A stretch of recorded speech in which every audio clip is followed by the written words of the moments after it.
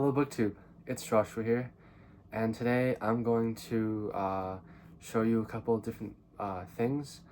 I picked up two books at a bookstore today, so I will show you those. I'm also going to give you a reading update on the books that I've been reading over the Christmas break.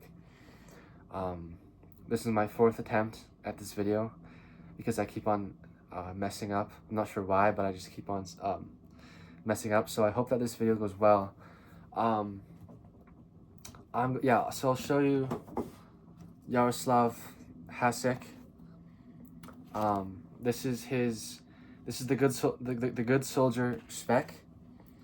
And I discovered this book from Jennifer Jelenkova's channel. I think that's her last name. I'm sorry if I'm pronouncing it incorrectly, but I watched a video about Czech literature that she made, and it was a kind of a general introduction to Czech literature, both classics and modern books, and that was really a really wonderful video. And so when I saw this at the bookstore, I thought, wow, amazing, I have to get this. So yeah, I'll read you the back because I don't know too much about it myself. So The Good Soldier Svek is the classic novel of the little man fighting officialdom and bureaucracy with the only weapons available to him: passive resistance, subterfuge, native wit, and dumb insolence. Here, with all its blasphemy and bodiness restored, is the immortal tale of the good-hearted, garrulous progress of the only loyal Czech in the Austrian army of 1914. Enmeshed in red tape, chivied by police, doctors, clergy, and officers, and ever obliging, the good soldier, once more discharged as an idiot, plows his irresistible furrow towards the crowning moment when he is captured by his own troops.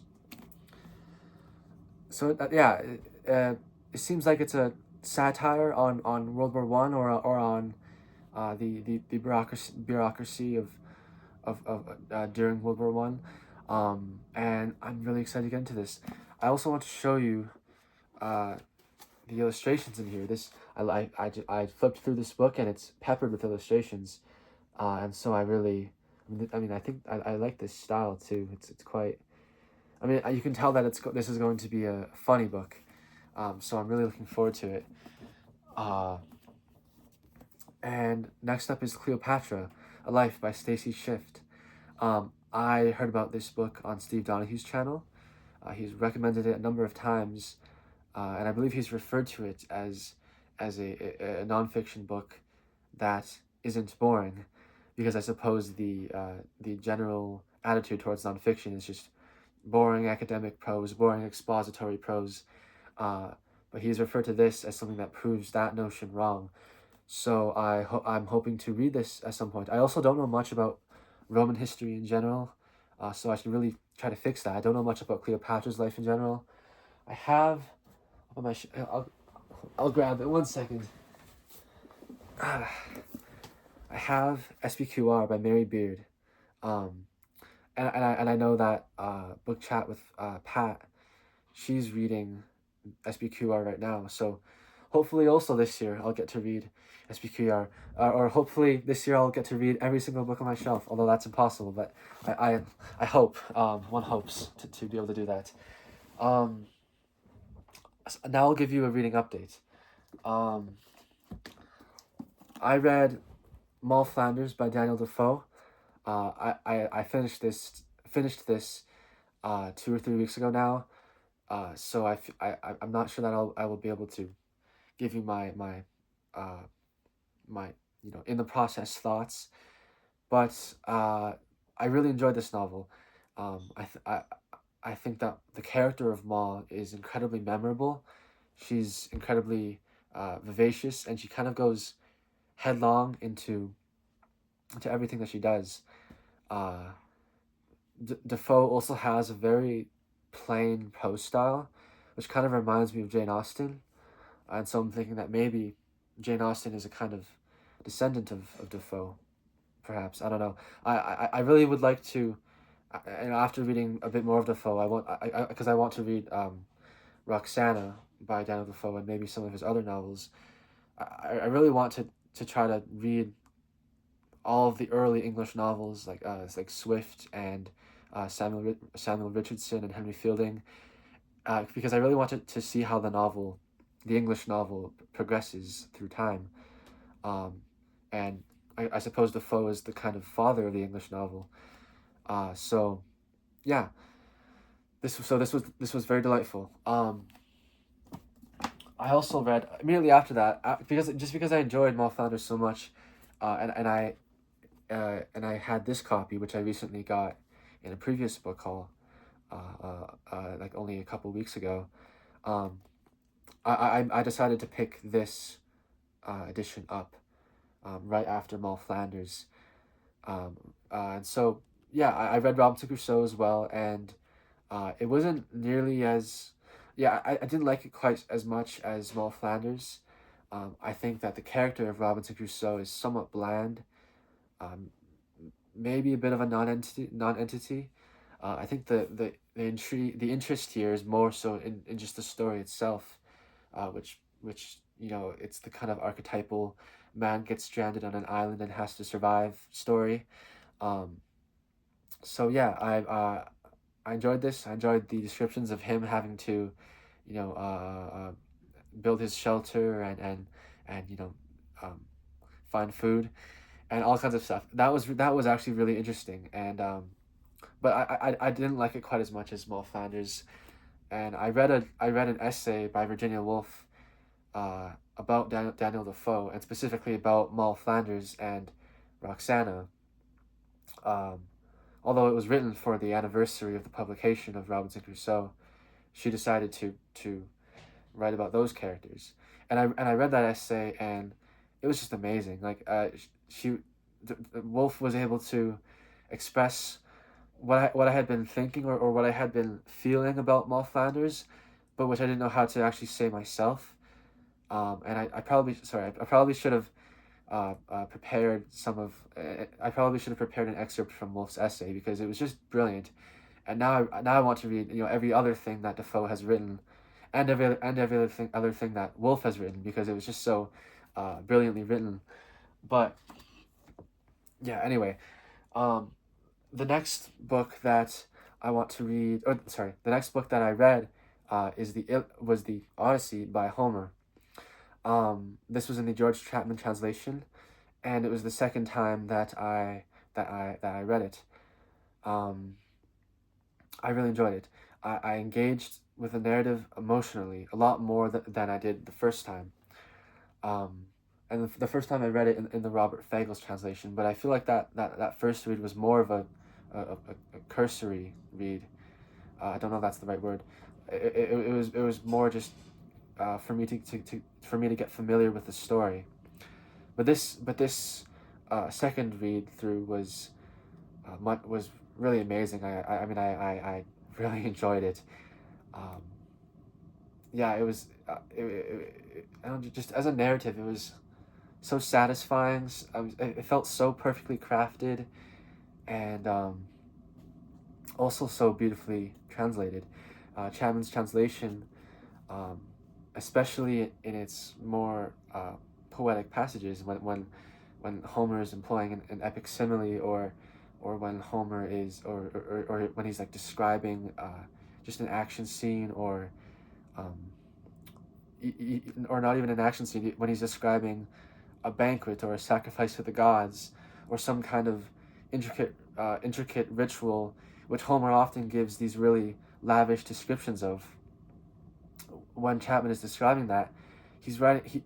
He writes in such beautiful heroic couplets. Um, it was really memorable whenever he wrote like that. But then at other times, say when there was a scene of dialogue, or when when the passage became a little bit more dense, that was when I had a harder time understanding Chapman's poetry.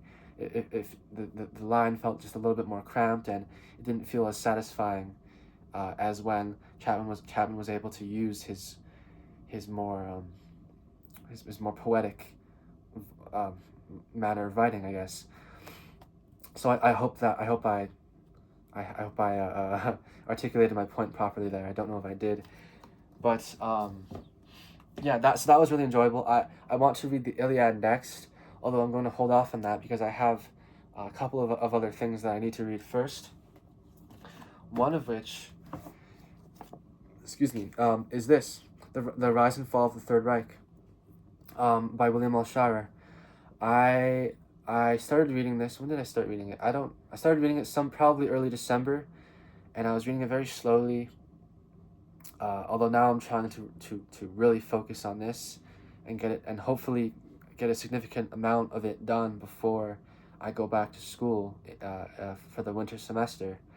I probably won't be able to finish it by the winter semester, but that's okay. I'll get as much as I can done, and then I'll just continue reading it until I finish it. But um, I'm really enjoying this.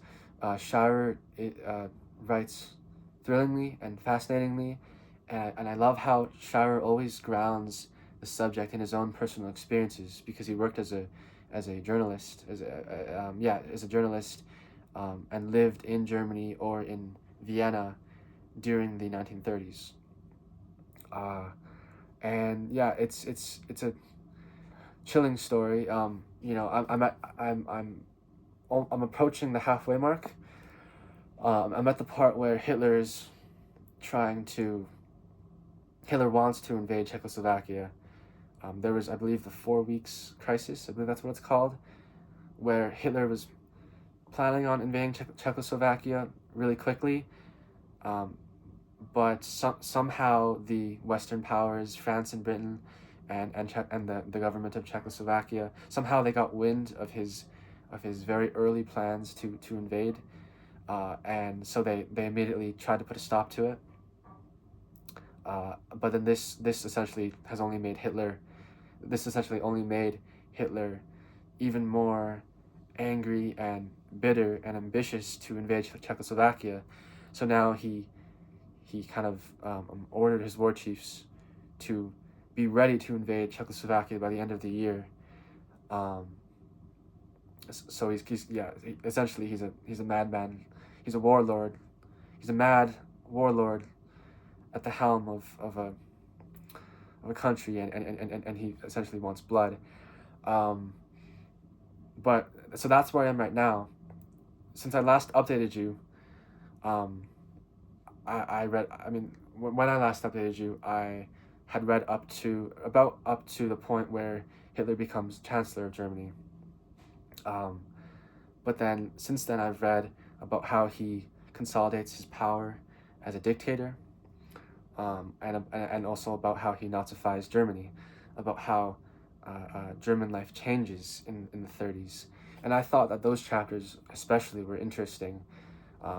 Shira goes over the various subjects, the various kind of branches of German society that changed, the economics, the education system, the arts and cultures, the arts and culture.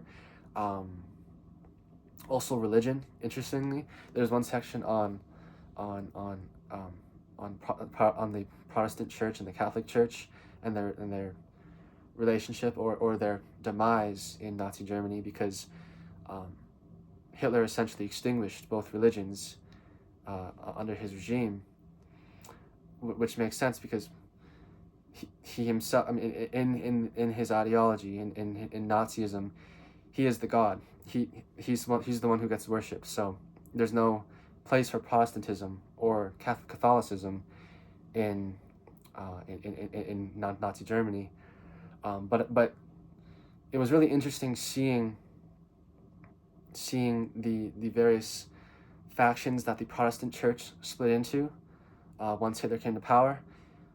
Essentially, well, Germany was about 60% Protestant, and it split into three factions. The first of which was pro-Hitler, but they were only a small portion of that group of the Protestants. The second of which was against Hitler, and again they were only a small minority of the Protestants. And the third group, which comprised the majority of Protestants in Germany, were just neutral because they were too afraid to take sides. And so you get kind of you have figures on both extremes, pro and against, you have figures essentially battling it out until Hitler throws the people against him into concentration camps, and then that kind of puts a stop to it. So yeah. Also, I mean, yeah. So we learn about how it gets how Germany gets Nazified. And then I read the section about the Anschluss, Hitler's subjugation of Austria, about how essentially, really annoyingly to me is reading this, essentially, Britain and France and Mussolini and Italy too, just left Austria on their own and just kind of, reprimanded Hitler, but in an extremely empty way, so that it meant nothing, and Hitler just brushed it off his shoulder. So yeah, I read about the Anschluss. I read about how the Chancellor, what is his name? Schusnig. I think his name is Schlusnig. I can't remember his name, but he got essentially pressured by Hitler to first appease him, to first appease Hitler, to slowly unify Austria and Germany, until eventually the pressure just mounted, and Hitler just forced the Austrian Chancellor to hand over the keys to Austria and resign, and that was just it. He just got bullied into giving Austria into Hitler's hands, and no one else did anything. And yeah, some of the scenes that Shirer portrayed in here about the Jews being prosecuted, being made to scrub the sidewalks in Vienna. It's horrible, of course. So yeah, and now so that is the rise and fall of the Third Reich. It's thrilling reading, and it feels like very important reading for me. I know the broad outline of World War II, I think, just generally, but this is really filling in my knowledge of it, and I feel like it's really important to learn about this, and also it's fascinating. It's like after I read The Rise and Fall of the Third Reich, I'm hoping to read some other. I think I have a couple of other World War II books. Yeah, if you don't mind me standing up for a second, I have this here. This is the Library of America reporting World War II. So this is a Library of America collection that collects American journalism on World War II. Interestingly enough, I looked at the Part 1 volume, and the very first article, the very first piece of journalism that it collects is by Shirer. So maybe after I read The Rise and Fall, after I read The Rise and Fall, I'm going to pick up Shirer's other book, the Collapse of the Third Republic, An Inquiry into the Fall of France in 1940.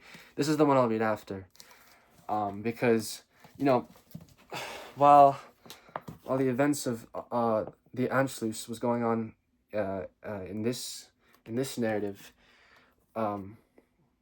Shirer is only able, obviously because of reasons of space, but Shirer is only able to say that France had inner political turmoil, but he doesn't explain how, right? Because the focus isn't on France, but one of the reasons why France was unable to, I guess, stop Germany's early acts of aggression was because they themselves in their politics were not unified. And so this here's another 1,000-page book going into that, and so I will really look forward to this after reading The Rise and Fall of the Third Reich, and then also, of course, this. So yeah, that is my newfound discovery of of World War II history, and hopefully history in general, and it's actually very exciting. Um, so yeah, I think that's everything. Oh, that is everything that I have to show you. But well, I do have one other reading plan, and that's to read Dune. I'm going to reread Dune. I'll pull out the book here because I told my one of my university friends that I would read Dune with him. We would buddy read it together. So we were going to do that. I read it. I've read it twice so far.